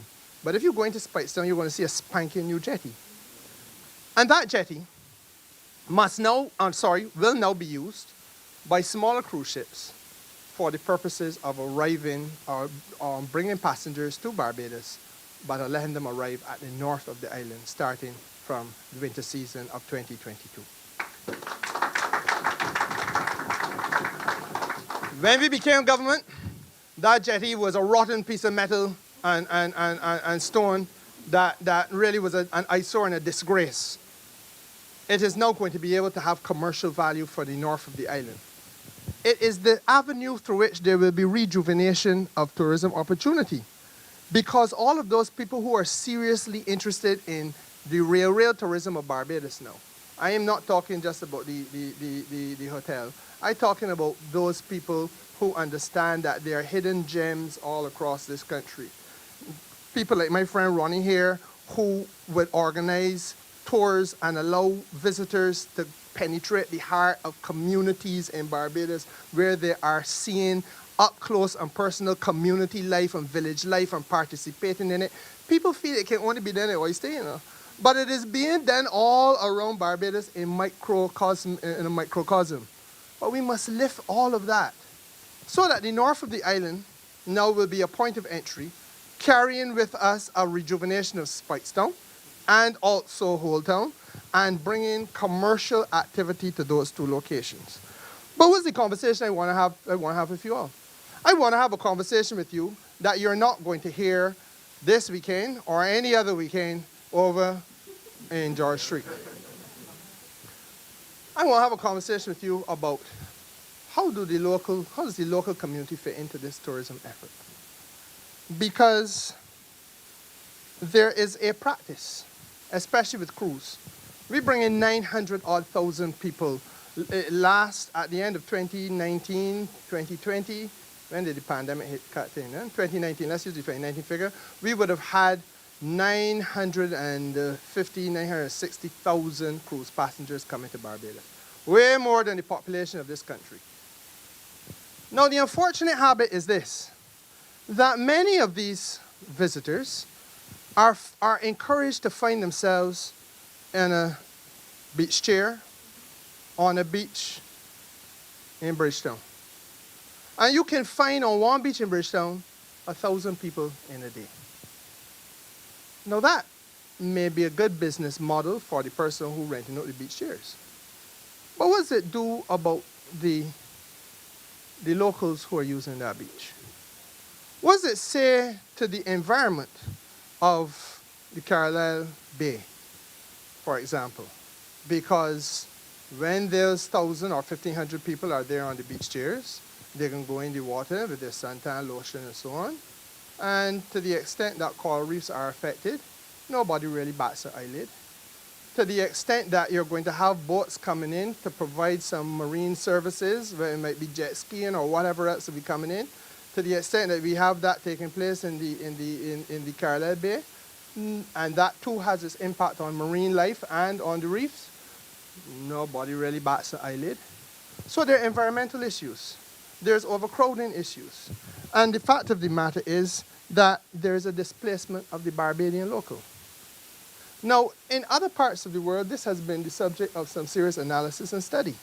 Barcelona, for example, got to the point where it is properly called over-tourism. And Barcelona got to the point where they actually started to legislate in order to hold back some of the numbers. I give you an example of a beach only because of the fact that in Thailand, there was a similar situation to what we would experience there in Carlisle Bay, where they moved from 300 visitors a day in 2005 or 6 to 3,500 by the end of 2017. And at that point then, they realized that they had degradation of reefs and they were having serious environmental problems to contend with. Now, we can't wait for that to happen. We are not in danger of it happening now because the tourism is not what it used to be thanks to the pandemic. But we will get back there. The issue is, for tomorrow, for the future planning of the country, for the future execution of public policy, where does the Barbadian fit into this mix? Are we going to be overcrowded out of certain spaces? Or is it necessary instead to have what is properly called spatial balance, using the north of the island to attract people to the north, to participate in tourism product in the north of the island in a greater sense of adventure and so on, all through the rugged hills of St. Joseph and St. Andrew and so on, as opposed to carrying 2,000, 3,000 people onto one location every single blessed day of the week because cruise ship after cruise ship after cruise ship is coming in. But that is what we were doing. And that's what we have to stop doing. Are you with me? I want to make sense. I'm hoping I'm making sense here. And that is the conversation that we have to have. So that there has to be a tourism of tomorrow which brings sustainability solutions. One of those sustainability solutions is being played out before our eyes right now. But again, you're not going to hear no conversation about that. When we make the effort to build relations with Ghana, when we make the effort to build relations with Suriname, when we make the effort to build relations with Kenya, deepen relations with Guyana and so on, why is it being done?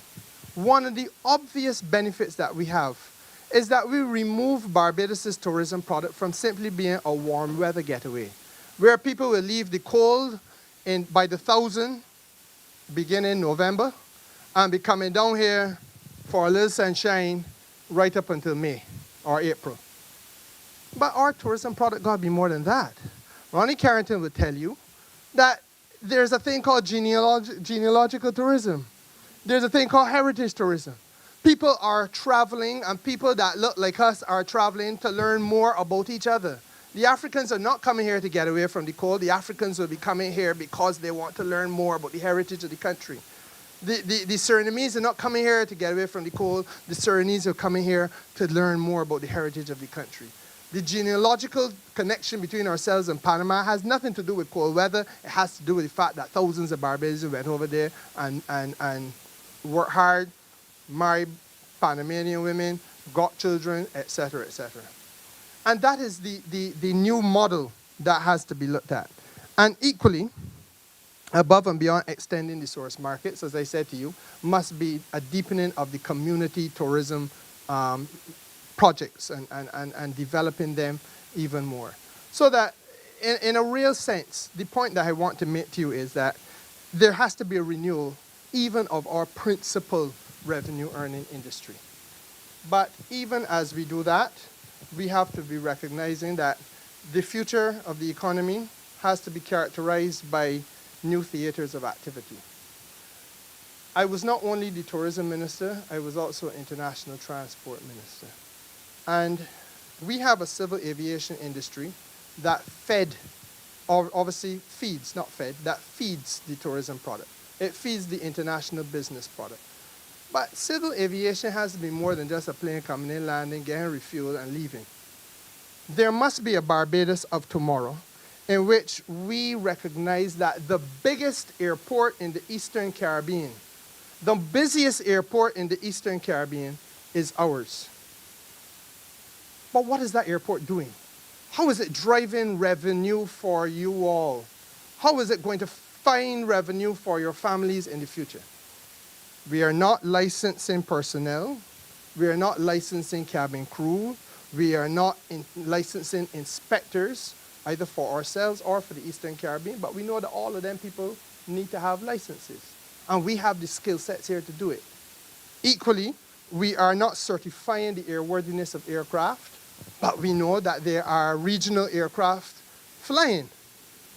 Equally, we do not have a repairs or maintenance or modifications program at Grantley Adams International Airport. So a plane that comes here establishes a problem, has to have somebody certified overseas, flowing down here, with equipment flowing down here, and do the corrective work and get that plane back in the air so that it then can be submitted a proper overhaul and maintenance program in Miami. Why do we not do this here? Why can't we do this here? And these are the questions, the difficult questions that now have to be asked. In the context of industry training for all of the professionals in the industry, again, this is where the future has to be. But for me, perhaps, and Marshall remember this from Cabinet, one of the most vexing of the issues is this thing of navigation services, where Barbados has just ceded to Trinidad and Tobago. Trinidad and Tobago has a thing called the PRCO Flight Information Region, where 750,000 square miles is surveyed by them. And all of the navigation rights above 24,500 feet belong to Trinidad. And with those navigation services, that is the weather, the meteorological services, that is aircraft control, which is what the tower and so on does. There's communications with the aircraft. All of that there is paid for by Trinidad and Tobago doing it for us. And the question I ask is why?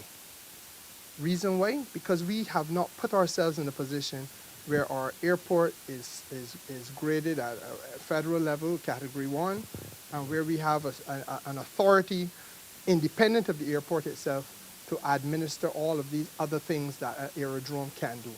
So the aerodrome itself is poised to make money.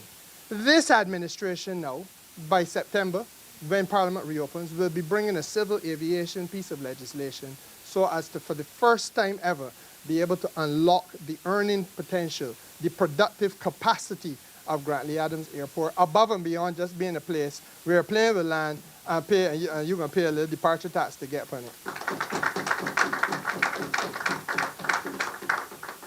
Now, as Davidson is here, I should also say that the future of our economy has to be that we are digitally secure. And my brother there goes to work every day, sometimes 6 days a week, in order to land that particular craft for us. And that digital security really is using government technology to empower you all as average citizens. And Stephen Williams, I need not tell you, part and parcel of that process must also be cybersecurity, where, because the more we rely on the use of the digital space, the more we have to make sure we can protect people in the digital space and to police the digital space. And the government departments cannot continue to be hacked by idle people and just take it as a hit. We have to be insulated from that. But above and beyond that, we must come to a point where every single service, every certificate, every license, every interface that you have with your government, that your family has with your government department, must be able to be done online. And that is where we are moving. And when I became minister, when Marsha became minister, for the first couple of days, we used to have files to take through, the papers. You're going to cabinet with this thing, it will break your hand. Now you go to cabinet with an iPad, and all of the cabinet papers are digitally there. Cabinet in Barbados is done electronically. In the same way that now today you can go and pay your income tax, and you can pay your road tax, and you can renew your driver's license, all them things being done electronically.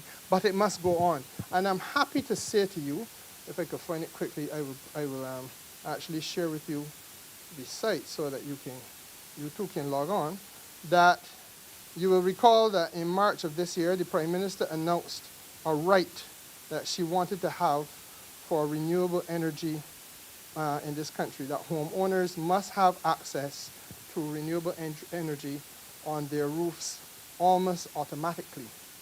We have designed an app. It is found at apps.energy.gov.bb, RE for me. RE as in RE, and then 4 as in the number 4, me. And once you do that, what will come up is welcome to the Right to Renewable Energy registration process. Before you start, enter a valid email address. This registration process is provided for residential households only. You are entitled to use this registration to request a maximum of 10 kilowatts of renewable energy for only one Barbados Light and Power account. So you put in the Barbados Light and Power account, and up to a system of 10 kilowatts, you have an automatic registration of your renewable energy system. The design of the system that you want is also there. You pick it. All you got to do then after that is wait a couple of seconds. The approval letter comes to you at the email address that you have put in. And from there, Marcia, you go to your installer, and your installer puts it onto your roof. First time in the Caribbean. So I say these things to say to you that these things would not be possible without the intervention of agencies like Ministry of Information, Science and Technology. But it is not possible without a vision of a government that sees a dynamic economy of tomorrow. And equality of opportunity, ease of access, the speed and efficiency that we need to have is what we are driving at in every step along the way. I don't want to talk to you until 7 o'clock because I really believe that we are on to a phenomenal thing, an unprecedented thing. And as I talk to colleagues across this region, I can tell you honestly that they are wowed by what we are achieving in Barbados. You know, and I find it a little bit worrisome that here at home, our folks are focusing so much on niggling irritants. And I think that the irritants obviously got to be removed. But if I go into the most perfect house, the most perfect place in the world, let's assume Buckingham Palace was perfection. I've never been, I don't know. But I'm sure I could go in Buckingham Palace and find a wall that need painting though. You know, that they got a little crack there in the corner of the building though. I will never find perfection everywhere. And I think that sometimes we in Barbados mark ourselves as though we are judging an administrative public system by the standards of gods and not by the standards of mankind. We are better than we are giving ourselves credit for. And a lot of the critics, if you had to look at what they had to offer when they had the chance, they were missing. They had been tried in the scales and found wanting, woefully so. And so therefore, ladies and gentlemen, I want to say to you that, you know, as I said at the beginning, I can't put it any differently. It is not a time to go wobbly. There is a lot of work that we have to do, yes. We are early in the term, yes. We are building a transformational economy and society. It is not an easy task to achieve. I do not know of anywhere else in the Caribbean where they have dedicated themselves to transformation the way that we have. And I don't know of anywhere else that they have the success rate to show in the way that we have. But what we also have to do is to make sure that we continue to engage our public. And that's why I said to you just now, you all, for me, represent the most important branch in this party right now. Because it is a transformational journey that can only take place if we carry with it those people who are tomorrow's population. This speech would mean far less to a person who is 65 or 70 than it would mean to a person who is 25 or 30. And what I've been trying to bring home to you is that the future of this country is very bright. There will be challenges. There will be difficulties coming our way. The best that we can offer you is to fight them with our might, all of our might.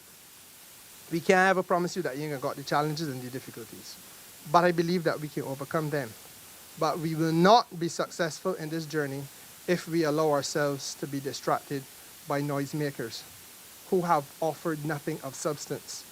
And the fact of the matter is that try as we may, overcoming obstacles as we have done, perfection is never going to be found. But I believe that we have done better than any other administration that I can point to in the recent history of Barbados, against challenges which have been greater than any other administration that I can point to in the recent history of Barbados has had to face. And I ask you to keep your heads held high and be eternally, eternally confident that this party is the best option for Barbados now and in the foreseeable future.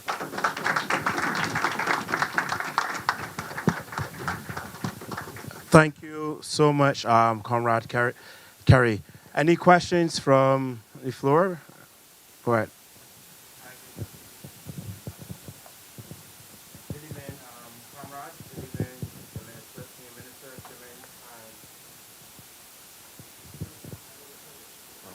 and MP Cato.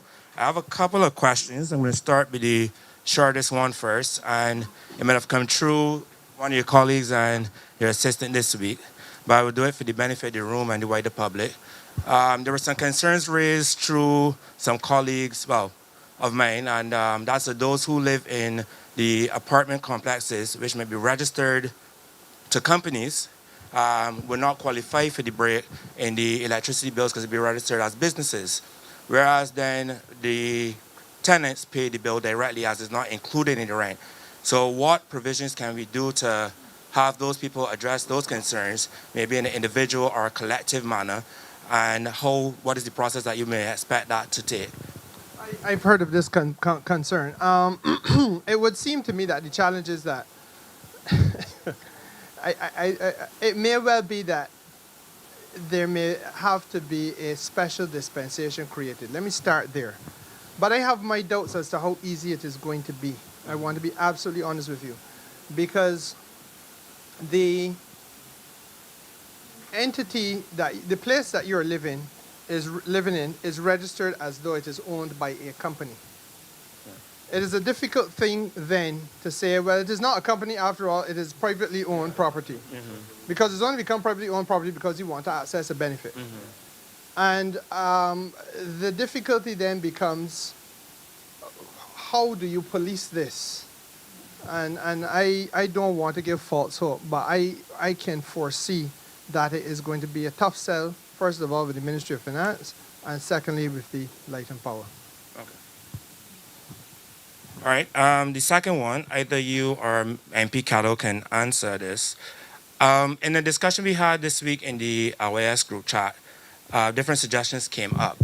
And one of the concerns that came to me is that I find that all of us in here are young people, let's just say that of some sort or form, but we are from different generations and different times.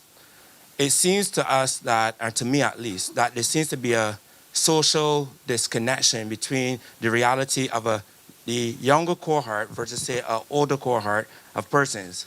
Being, for example, those who might have been born in the 80s would have seen the transformation of Barbados to this current stage where the cart roads and a lot of outside toilets and stuff might have been around initially, into homes, stone homes, and a higher level of standard of living and social mobility, versus those who have been born in 2000s, for example, who would think that the reality of what we see today in Barbados is what has always been. They then divorce the contributions of the political class or the political actors in that transformation, but they also don't see the comparative value of what these social transformations mean. So, for example, the impact of what free healthcare is, not understand that a healthcare matter can bankrupt a family without the support of the state, for example. They don't understand what the cost of not getting the opportunity to go to secondary school past the age of 11 or 14 versus those who might have gone to folk up to university on the government's dime. It seems to be almost taken for granted, and therefore some of the criticism that you may get may be from a point where it's not anchored. One of the suggestions that was made was that perhaps we may need to get to a stage where we start to maybe show, and by we what I mean is that the government, the state, not just a political party or a cabinet, but we may need to provide people with maybe something like a receipt when they go to the polyclinic. It may be zeros, but it will show what the services they receive, the value of that service, and the value of what the government is protecting us from by having these services provided for us. Because we can almost get a point where we get complacent, not understanding what our taxes and our contributions to our state does not only for us individually, but for us as a community to advance the entire country going forward.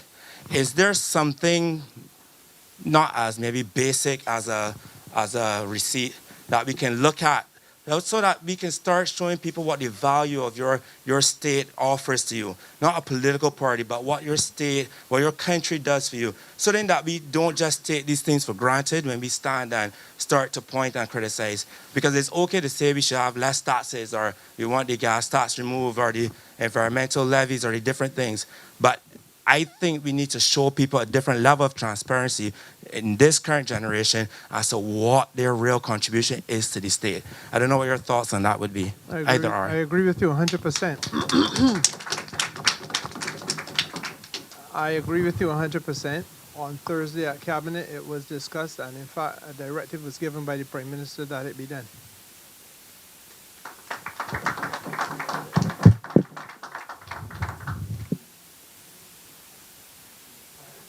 Any more questions? All right. Well, you? Okay. All right. Well, thank you so much, comrades, Cattle and Simmons. Sometimes these sessions are long, but this one didn't feel long. Everybody paid attention, and I'm sure we're all leaving here a little bit more in tune with some of the work that the government is doing on our behalf.